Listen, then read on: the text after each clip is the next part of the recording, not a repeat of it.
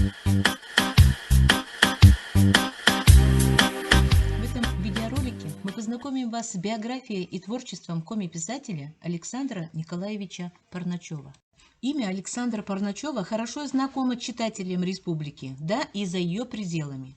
Его рассказы и приключенческие повести печатались в журналах «Воевыв Коджув», «Советская милиция», литературном альманахе «Сыктывкар» и других российских и республиканских изданиях, коллективных сборниках, выходили отдельными книжками. Родился Александр Николаевич 24 июня 1947 года в селе Иб Сыктывдинского района Республики Коми. До 7 лет воспитывался бабушкой, затем переехал в Сыктывкар. В 1966 году окончил Сыктывкарскую школу рабочей молодежи. По комсомольской путевке был направлен в Сыктывкарский городской отдел милиции. Отслужил в армии и в 1969 году поступил в Харьковский юридический институт. С 1971 года по 1991 год прослужил на различных должностях в органах МВД в Сыктывкаре, Ижме, Сысольском районе, что отразилось на его творчестве. Писать начал в 1976 году.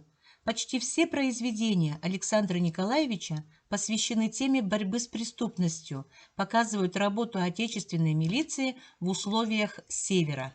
В 1991 году в звании подполковника вышел на пенсию и начал уже профессионально работать в жанрах милицейского детектива и приключенческой повести. Умер Александр Николаевич 12 августа 2009 года. Похоронен в селе Додь Карткировского района Республики Коми. Александр Николаевич творил в жанре малого рассказа, в которых воссоздавал чем-то примечательные события, случаи собственной жизни или жизни близких ему людей.